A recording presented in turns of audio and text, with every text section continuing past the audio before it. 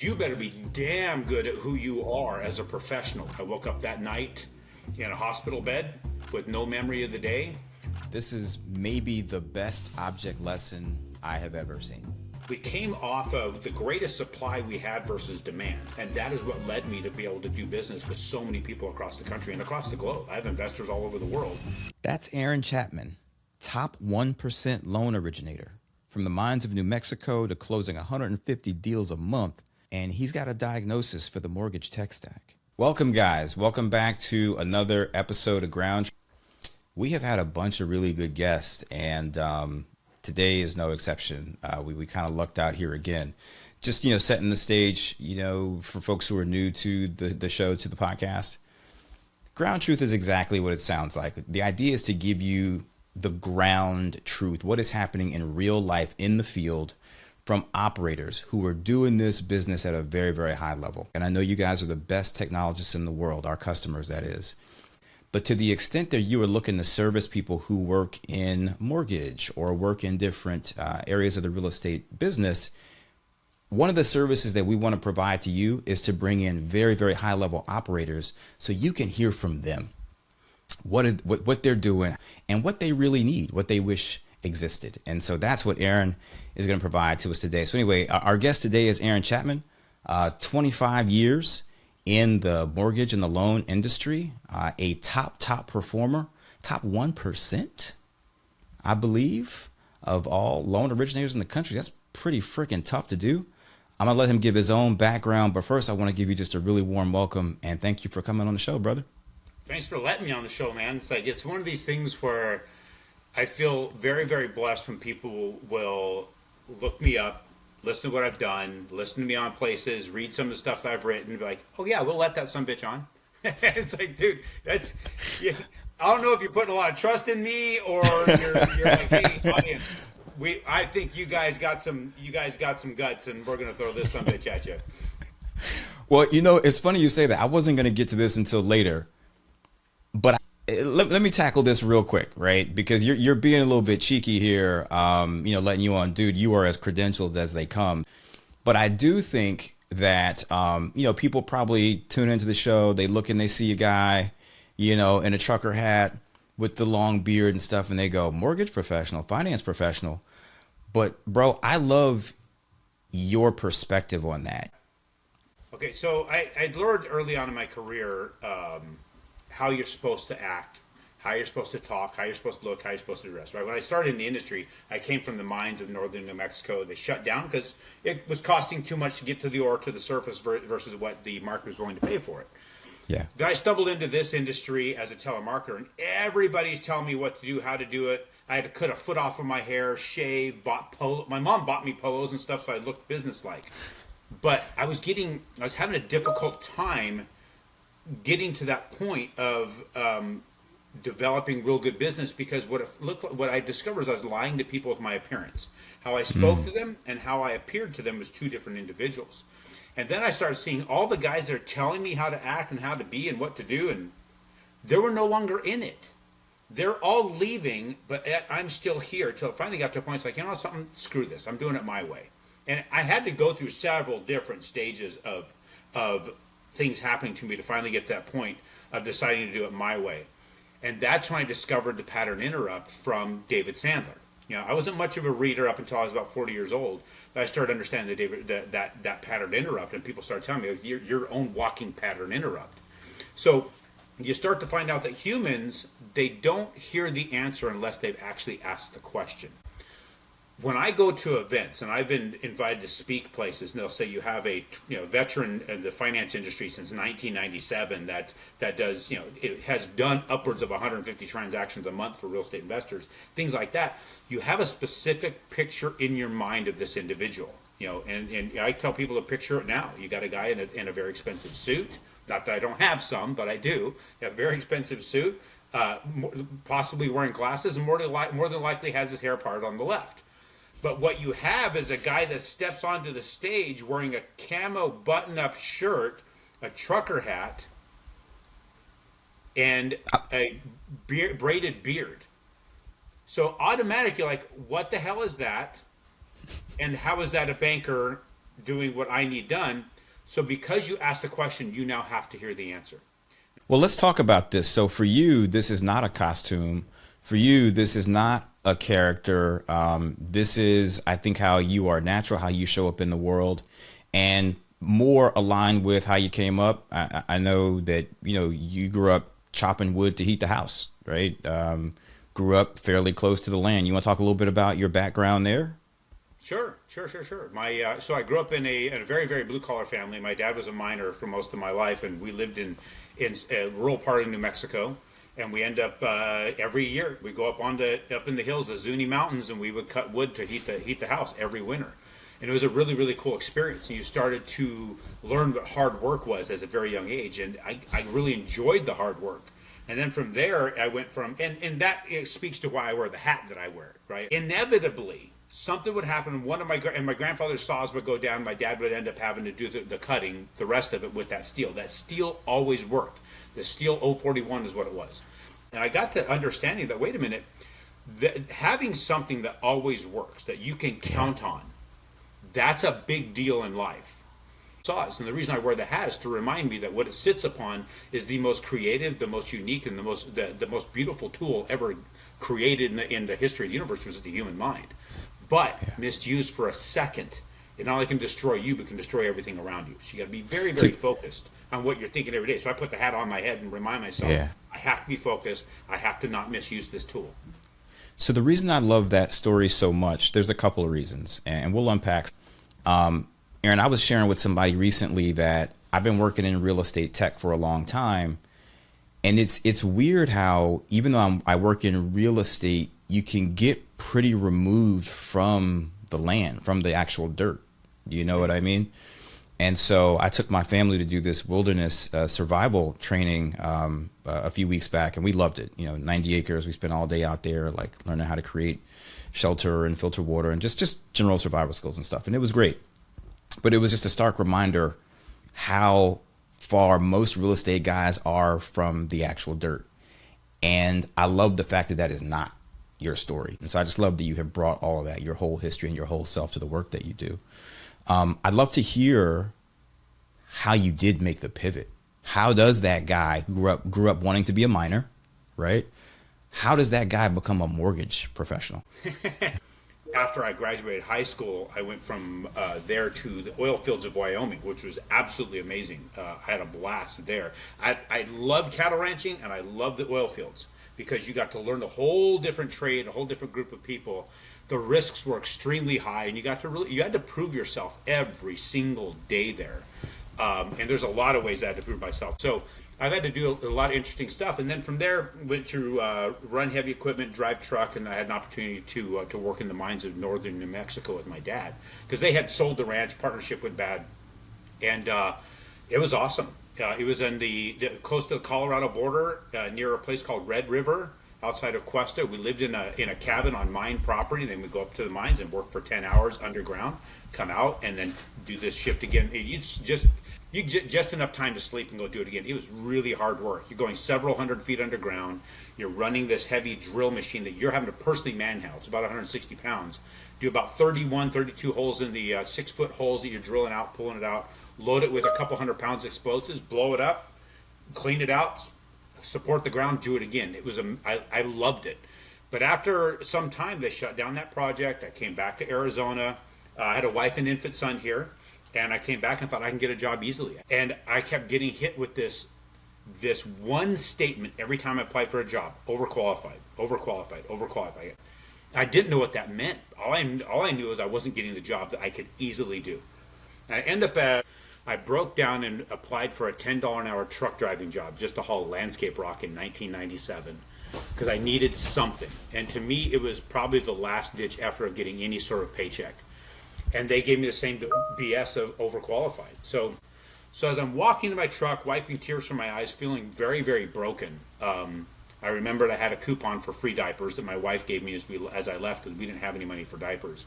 And I'm driving from Chandler to Gilbert, and my gas light comes on in my truck. So I'm like, oh, crap. So I found a grocery store that corresponded with a coupon that also had a gas station out front. So I pulled out in front of that gas station, pulled up to a pump. I got out my debit card. It's the only form of payment I had. I said a quick prayer, hoping it would work, swiped my debit card, and I got a decline. From there, I was forced to, dig through my truck, found a couple of coins, hoping for a lost dollar. I locked the doors. I walked that parking lot for what felt like a couple of hours, embarrassed for every penny that I saw. That I'd look around, make sure somebody was looking to see that I'd pick that up, and I'd pick up every coin I could find. But I got enough change to get a couple gallons of gas. I would exchange these piles of coins for gas. Then I went to the grocery store, and I stood in line with those diapers. And I waited in that line to pay for the one item I had with a freaking coupon. But it was really just beating me into a position of humility that I would accept something that I would normally not would. And as I'm leaving that grocery store, I heard the worst word I could have ever heard. It was my own name. Somebody recognized me at my worst point. Wow. It's the place I didn't want to be. Is found by somebody who knew me at the worst point in my life. So this guy, he started talking to me, asked me how things were, and I sugarcoated the piss out of that. He said, hey, let's go to dinner. I'm like, I'm sorry, bro. I'm just not in a position where I can afford going out. He goes, no, I got a gift certificate to Red Lobster from a client. I'm like, what do you mean from a client? He goes, I'll share with you at dinner. That weekend, we went to Red Lobster in Mesa, Arizona off the 60 freeway, and he shared with me about the mortgage industry. Well, I cut a foot off of my hair. I shaved. My mom bought me some business-like clothes, and I started as a telemarketer in December of 1997, and that's how I got in the mortgage industry. Wow. So, bro, there's so much that I think a lot of people won't get, Aaron, until they go back and watch this again, or maybe read your book. I don't want to get ahead of ourselves, but you have told your story in print form. We're going to have you come back and talk about that because you have had such an interesting life. I'm looking forward to it. Yeah, man, it's gonna be a ball, and it's I've read it, guys. It's fantastic. So the prayer is answered. You get into mortgage thanks to Keith. Takes you to Red Lobster. I'm not sure if they had the Cheddar Bay biscuits back then, but hopefully they did. So, They did, so that made it doubly good. That's a twofer there. So you get in the mortgage. Walk us through how you get from there to becoming, maybe not to your absolute peak as a loan officer, but walk us through learning the business and getting to the place where you said, this is my calling. So it was a wild ride. When you're at the little broker shop, first start off as a telemarketer, they just give you lists, call these people, right? And you don't even understand the language yet, and you're having to call people and develop a relationship. And I got to the point where I needed things to work all the time, right? You're always trying to get something to happen. I remember it was December of 1998. I still hadn't gone full time yet. And I knew there was going to be no closings in January because of the way my pipeline was.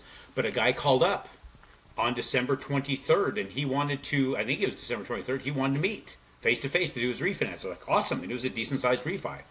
But he wanted to meet on Christmas Day. So I went Christmas morning. I opened up the office. I sat down with him and his son. This guy was in his 60s. His son was probably in his 30s. They lived together. And I did that application. I did everything they wanted. I locked that rate that they wanted, got everything to closing. And in January is my one closing. I was going to at least be able to pay my bills. Sent the closing docs to title. Waited. They didn't come. I called the title officer. Where's these closing docs? Like, who are you with again? I explained who I was with. She goes, oh, they signed somebody else's closing docs. So I called him up. Said, wait a minute. What's this deal? You signed somebody else's closing docs. He says, oh, yeah, they gave me an 1/8% lower interest rate. I'm like, why didn't you talking about this? He goes, it's up to you to have the best deal, and I signed the best deal. I'm like, I came to the office on Christmas morning. I have 3 kids, or 2 kids at the time. He's like, that was your choice. Wow. I learned a hard lesson that day that when you start giving to somebody who's willing to take that much from you, they're definitely not willing to give back to you. Yeah. And that's when I stumbled into the real estate investor in 2003, coming into Arizona from California. So I started helping them, and it was awesome. I developed a very big business of a lot of people coming in, closing a lot of deals. I was in the top, I think it's the top 5% in the company of countrywide. I was the number 1 in my branch, number 1 in the area, and then we started coming up into the crash of 2008. 2008, I was still doing very well. I still had a decent income coming in. My business was fairly predictable. And then I need to clear my head. There's a lot of stuff happening in my world. And August 8th of 2008 was coming up, and 8's my lucky number.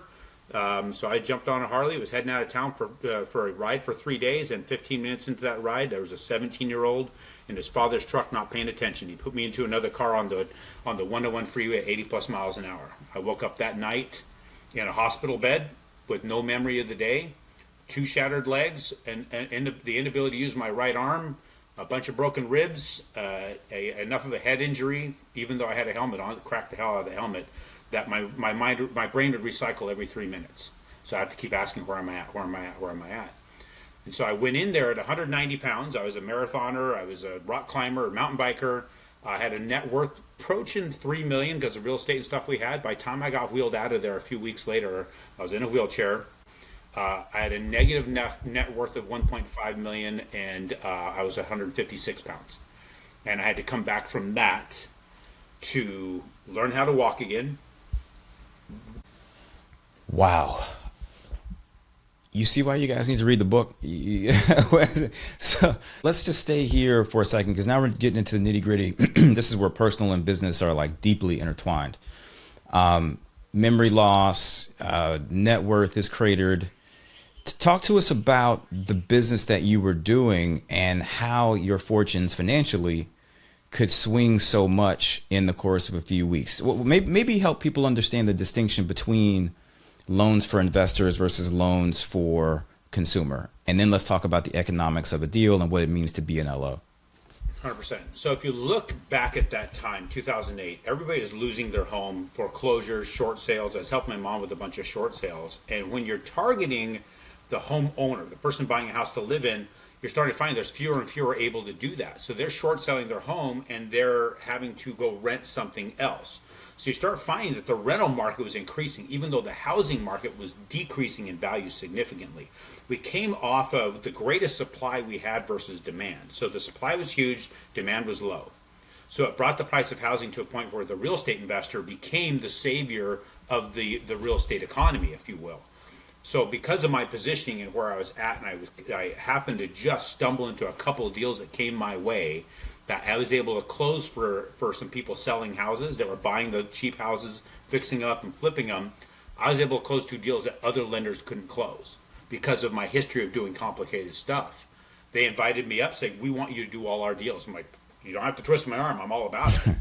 And Right. Just then, one of the other members of the family, he has a big marketing company that markets for real estate investors, was coming into Arizona with his group of investors, and they started buying from that group.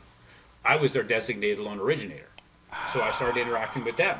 So because of those little just connections here and there, I started working with investors buying a bunch of Arizona houses. And they were cheap loans, man. They were buying houses for 70 grand, $50,000 loans. Nobody wanted to do those loans because you weren't making a lot of money, right? You're making a couple $100 a deal.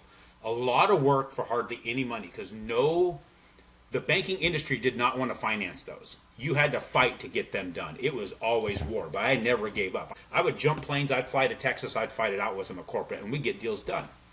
And then they went from Arizona to Indiana, then from Indiana to Texas, then Tennessee, then Missouri, and they just kept buying houses. And they kept saying, "Hey, this is my lender from Arizona." So I had to get more licenses and more licenses, and I grew into an international business because those handful of clients that started buying from other people. Are investor loans, speaking from the perspective of a loan officer, are investor loans more lucrative? I know they're more difficult in a lot of ways, but do you make more? Like, what's the actual math on how you get paid on an investor loan? There's less juice in a single investor deal than there is in an owner-occupied deal. And the reason being, investors buying a house that has to have a price point that makes sense to rent out and make a profit. It doesn't make a lot of sense to buy an average $500,000 house that can rent for $3 grand. It's just not going to work, right? But when you're talking about an LO who works in the world of owner-occupied, who has houses that are doing $500,000-$600,000, the average price point in the area I live in, Arizona, is $700,000. It takes me 5 transactions to make the revenue off of one that one would be doing for that. So because of that, we have to work 5 times as hard. But I also now have to have 5 times the staff to get that done. So my cost per transaction is much higher because we have to do so much volume to make it work. But then also, but they still get paid the same per hour as the guy who's got the person working on the one deal versus me having to work on 5 deals. But they're working 5 times as hard for the same amount of money. So to this point, let's go a layer deeper even, because one of the things that you're really known for and the reason that you get invited to these stages is that you really are a cap markets guy. You stay on top of the markets and follow rates and trends and things like that. Here are the things that people ask me about a lot, and I think there's a lot of confusion out in the market. The Fed's going to meet and they're going to drop rates, and so mortgage rates are going to come down, right? Can you explain to people how the Fed and what they do impacts mortgage rates? And I'll leave it at that. What you're saying, I'm hearing all the time. In fact, I had a client right now who let his rate lapse and says, I'm going to wait until November to see what the Fed does and see if it drops rates. What we have is interest rates been lowered by the Fed September 2024, November 2024, December 2024, and they waited all the way up till September 25 to do it again. Every single time, the interest rates for home loans went up. Because when the Fed drops the rate, it actually devalues the US dollar. And when the US dollar devalues, inflation goes up. When inflation goes up, the people who buy into those bonds, that invest into those pools of funds, they don't want to invest more. In fact, they pull money out because they're losing money to have their money tied up for that long of a period of time. So let's do some math on that to explain exactly how that works. So we live in an inflationary environment, do we not, Vince? In fact, we do. Okay, so when we're talking about inflation, that means the value of the dollar goes down as the assets that you pre-purchased it will go up. That's where everybody believes that, cost of housing just went up. No, the value of the dollar just went down. Let me explain how. And I'll have something here. If you guys aren't watching, I'll describe what I've got. Maybe Vince will describe it. I'm trying to pull it out of the sleeve. So awesome. I don't even see what I've got here, Vince. Oh, is that gold coin? This is an 1888 gold Liberty. So wow. See if you can zoom in on that. Yeah. So, and maybe you can read on the bottom here what it's minted for. I'm not sure if you can. I can't make it out, but what does that say? It says $20. Okay. So, do you know what gold hit this morning? Oh, it's I'm not a gold bug, but it's at least 2,000, right? First time in history it hit $4,000 this morning.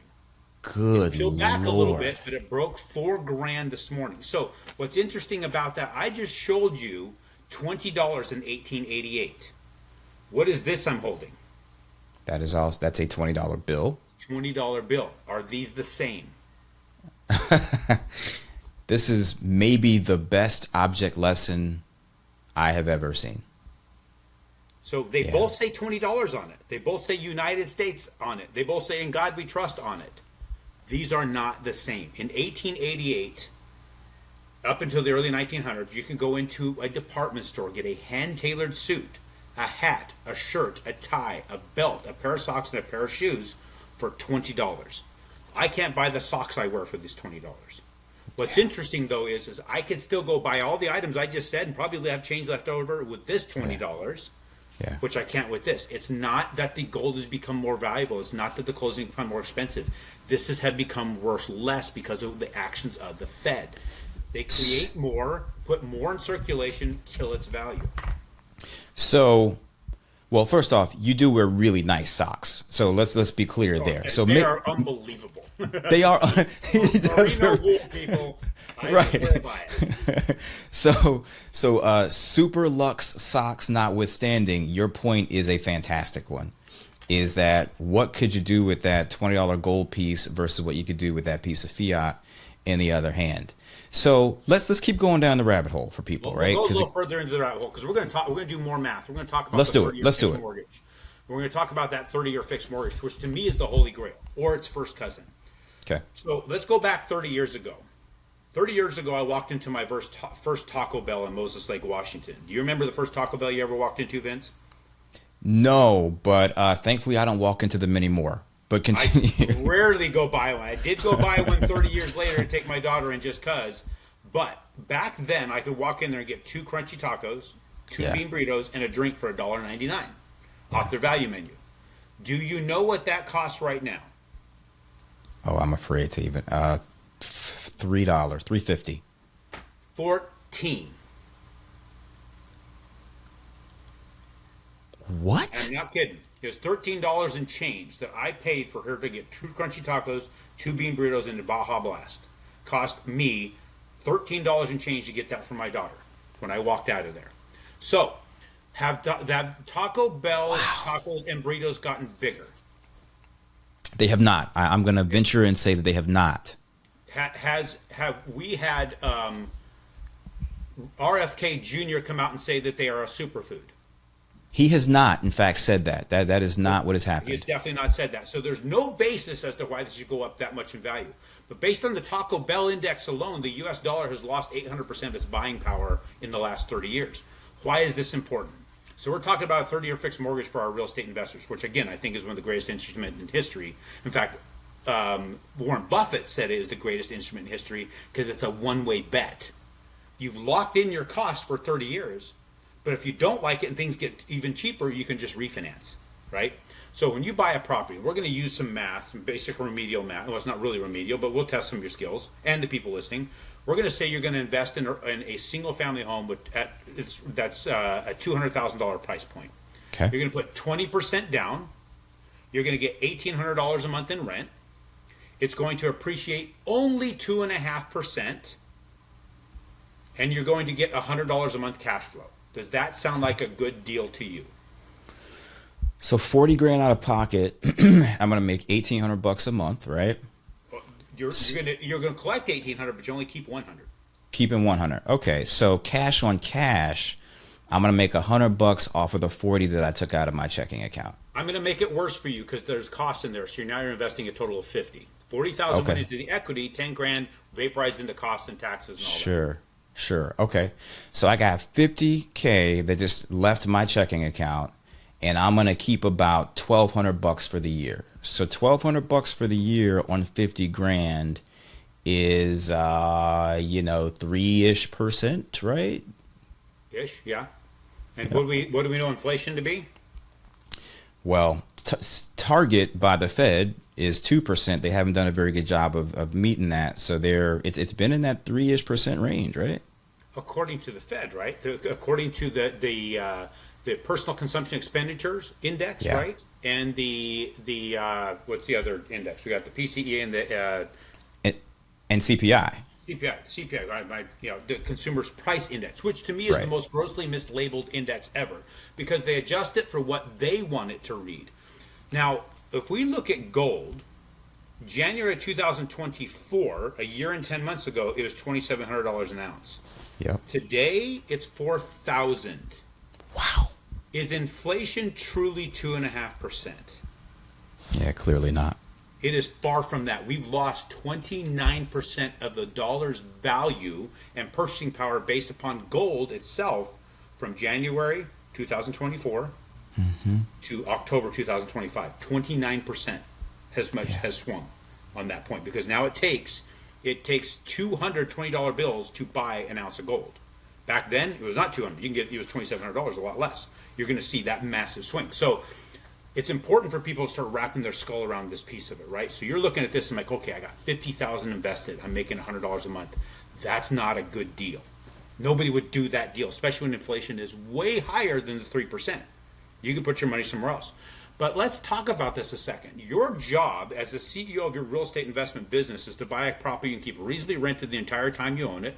You can raise rents on it and it appreciates, correct? That's what you have to do. Many people get so wrapped up in this cash-on-cash return metric that they're like, okay, I'm going to look at this St. Louis shit box because it's going to make $500 a month. But every time you turn a tenant, you spend every single cent you made to fix the house because of what it is. But if you get something you keep reasonably rented a long time in a good neighborhood with good people, you start to find somebody's paying off your mortgage. Who's doing that? Yeah, your tenant. Your tenant. So let's take that $200,000 purchase, $40,000 down. You said, mean you're getting a $160,000 loan, correct? Correct. $10,000 vaporized, $40,000 went into the house. Yep. $160,000 loan paid off by your tenant or group of tenants over 30 years. So if you take that $160,000, divide it by 30, just somebody else paying off your mortgage, even if you didn't profit a single dime, just used all your money to pay off your mortgage, when you divide that out, that's valued at $5,333.34 per year. Now divide that into your $50,000. How much did you just get returned on? Oh, well, that's a whole lot better. That's close, knocking on 11%. Yeah, 10.6%. You got a 10.6% increase in the value of what you invested, the money you invested, just by paying off the mortgage over 30 years. Now we're talking about a property that appreciates only 2% or 2.5%. What's 2.5% of 200,000? 5 grand. $5,000. What percentage of your 50,000 is $5,000? It's another 10, right? 10%. Yeah. You're 20.6% increase in your investment of 50,000 because you bought the right instrument. Now you can buy gold. I'm all about buying gold. I got plenty of it. I got plenty of other precious metals. I think it's great to buy gold, but I can't rent this to you. Yeah. I can't get you to use this and still me retain it, ownership of it, and you pay for it. It doesn't happen that way. I have to buy it and I have to sit on it for it to appreciate. So now we have a house that's appreciating at 2.5% per year, 5%, 5,000 per year. It's a compound appreciation. Yeah. No, this is huge. This is the kind of framing. I don't know if all LOs think this way. They certainly don't all talk this way. You're the only one of them, believe me. I travel in this circle for 27 years. I've never heard anybody break it down like this or seem like they think like this. You are a special breed among LOs. Is this why? So tell me, what about these other financial gurus that tell me I should pay off my house? What do you think about that? We'll get there. We're almost there. Okay. All right. So little more, a couple more bits of math. So let's do it. We figured out where that's at, right? So, but we also get to raise rents. We said it was $1,800 a month in rent presently. Yeah. And you're getting $100 a month cash flow. But let's say you raised your rent 3% per year. That's a pretty nominal amount. What's 3% of $1,800? 3 and 25, 54, 540, right? You are well, $54 out there because a lot of people can't do it off the top of their head unless you're sitting there with your left hand clicking on the calculator. Listen to this guy. He pulled that off. Not a lot of people can pull that off. There's only 2 people I've been to be able to pull it off that quick. $54. Yeah. $54.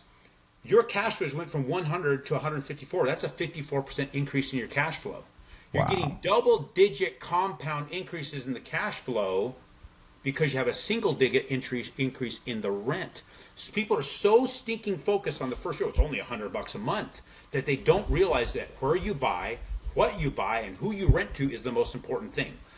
100%. So if we took just a nominal rate of inflation, this is very, very nominal. 8% is an extremely nominal rate. We just talked about 30% or 29 in the last year and 10 months. So 8% is very, very, very low. If you look at shadowstats.com, they're saying it's averaging over 12 to 13. Say this. So, all right. So you just gave us a nugget. What is this? What is Shadow Stats? Shadowstats.com. Go to shadowstats.com and go over to what is it? I think it's John Williams. I'll have to actually open this thing up in a little while. John Williams is an economist. He created shadowstats.com, and if you go into alternate data and then go down to inflation, he will show you the calculators and he'll show you the charts. We are exceeding somewhere in the range of about 13% on our inflation compared to what they're claiming is sub 5. So when you look at the real cost of living, our cost of living is way higher than what they're telling us. We can see that all over the place. So when you're looking at that, our dollar is devaluing every single month. But does the lender who does that 30-year fixed mortgage get to raise the payment on the loan because of inflation? Praise God, he does not. They do not get to, right? But Taco Bell gets to on the taco. Yeah, that's right. Yeah. Does not, right? So you're going to pay the exact same dollar amount every single year and every single month for the next 360 months.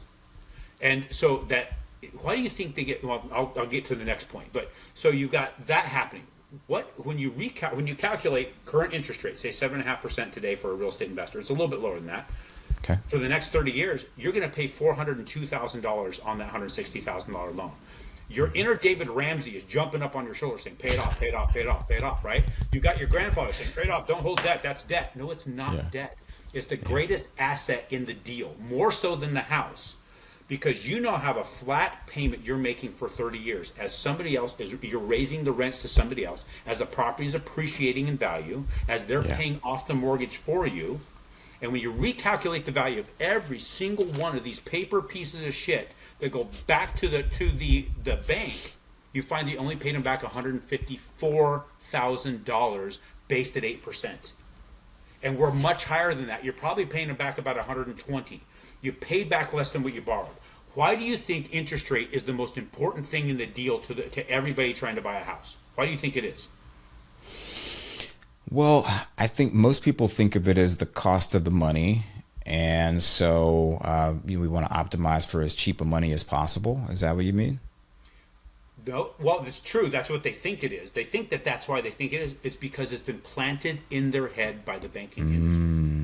You know how, when you look back in history, as long as I've been doing it for 27 years, do you know the average time frame it takes the average homeowner to refinance their home? Probably 10, 11 years. I don't know. About every 5. Okay. What does the first 5 years look like on your amortization table on a 30-year fixed? Zip zero. All interest. All interest. So you can convince a person that you pay me all interest for 5 years. So I'll give you an example. I had a client come to mind. He had a $120,000 mortgage that he had taken out. He'd been paying on it for 48 months, so he paid $37,000, almost $38,000 in payments over this period of time. Came to me, the interest rates went down, I want to refi. I'm like, dude, how much cash do you want out? Because that's the only time I say refinance. To pull cash to buy more real estate. Make your business build your business, right? Don't save money, do it. Make your business do it. He didn't want to pull cash out. He just wanted to refinance the house. We couldn't convince him. He still did it. That $37,000, almost $38,000 in payments over that 48 months had only dropped his balance by just shy of $6,000. Isn't that crazy? But then what happens? When you refinance, you have costs, right? What did he do with the costs? He put them tucked them into the loan. Yeah. His new mortgage was $119,889 and something. It was literally within $102 of the original balance. Yeah. 4 years later, if he continued that same practice, he would have paid over $200,000 on the house and never affected the balance. That's why the interest rate is so damn important to the real estate investor, because they've been programmed. Yeah. Wow. So Dude. When I go through major, we do downturns in the rate, and you have all those calls. I spend more time talking people out of it than I do actually closing loans.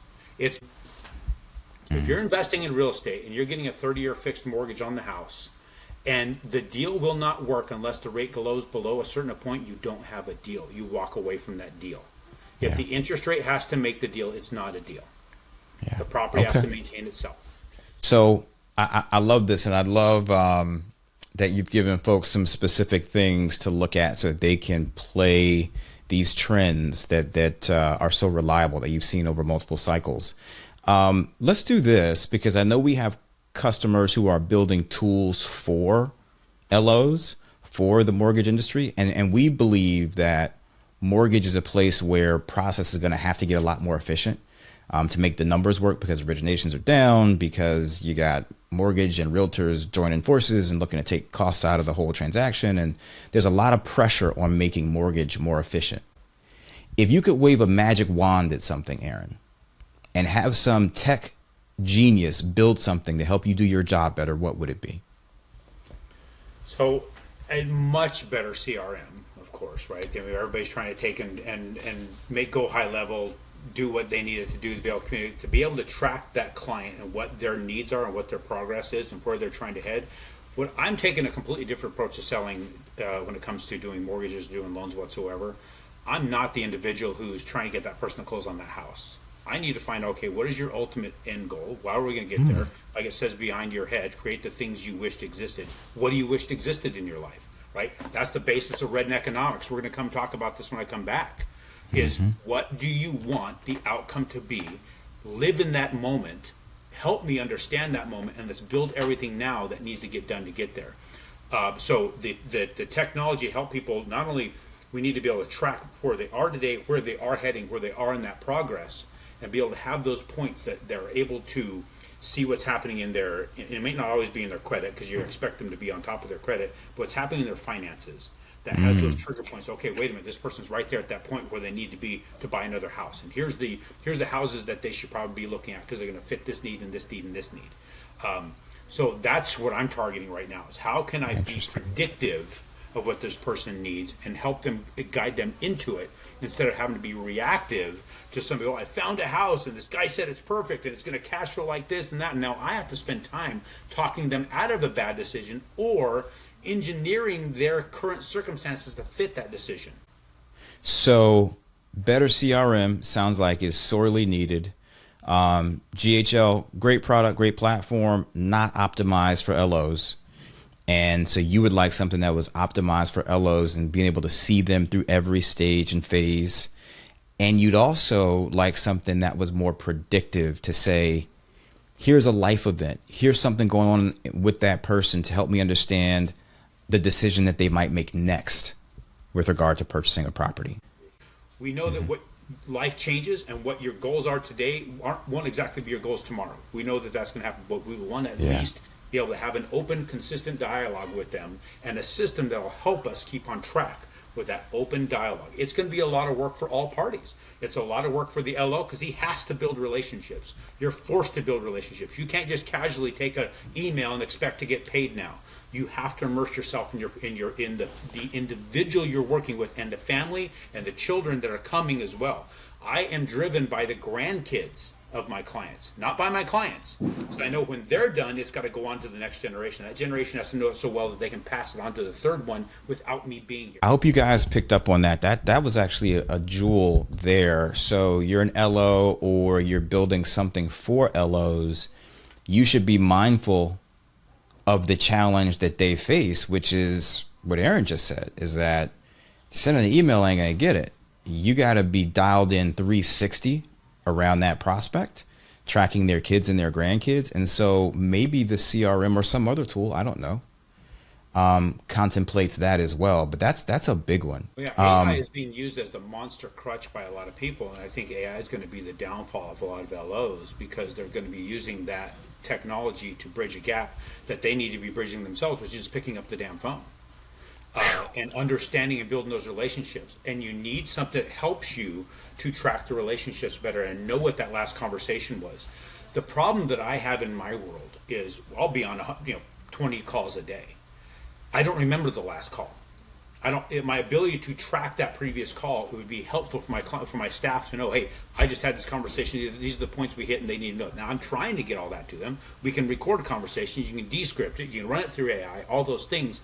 But the human element starts getting removed. How do we build a human element to be able to connect with that person, know where they're heading, and know what they just did, and what are we prescribing? Kind of like the doctor, right? You've been into the doctor's office and waited, and it's like, man, they told me an appointment is 11. It's 11. It's right now 11:20. I'm still waiting on this sumbitch, and he's walking through the door, thumbing through your chart, but he doesn't remember the last time you were there. So he has to bring himself up to speed after he just brought himself up to speed on the last person. That's what the new LO is. We are literally going from room to room to room, reading the chart real quick to understand it. I get so many on-the-fly calls. I have to know what questions do I ask, how do I identify certain key points, how do I connect with this person instantaneously to get the information I need so that way I can prescribe the right steps next for their process. We need a better way of tracking that. So I think that this is an amazing insight and a perfect place to probably wrap because, and Aaron, one of the things I have said, man, is as AI gets more and more developed and we approach AGI and it can do more and more for us, you're not going to out AI the AI, right? So our best bet, all of us, is to be as human as possible, right? Because that's the one thing they can't do. And that's kind of what you're hitting on in your advice to LOs and to people who are building for LOs, man. So I think that's tremendous advice for people. If, man, you give so much wisdom about the markets and these reframes of how to think about money. If people want to follow you and check you out, we're going to have you come back and share the book and stuff too. But in the meantime and beyond, how can people keep track of what you're doing? So to aaronchapman.com. So you can get there. There's going to be, you can shoot me an email at info@aaronchapman.com to connect with me. SGOC_Aaron is how you see what I'm putting out on Instagram. I got guys, I just send them a bunch of crap and they just send it out to keep me engaged with the community, I guess. I don't know. I suck at all this crap. All I do is, I know real estate investors, I know finance, I know numbers, and I know people. And Yeah. to me, that's where I like to spend my time. This is the thing that Aaron Chapman is leaving us with, is that that is really all of our charge, is to collect people and relationships and to value them above all the stuff in our lives. So, man, that's a great place to wrap. I so appreciate you coming on here, dude. Dude, this has been amazing. I knew it would be fun. This has been amazing. Appreciate you. I am excited to have you come back and talk about the book. You guys go check out Aaron Chapman. Go check out Aaron Chapman and come on back when we have him come back this next time. So, dude, thank you for coming on the show. We so appreciate you. Continued success, my brother. Thank you, brother. Appreciate you, man. All right, man. You got it. Take care.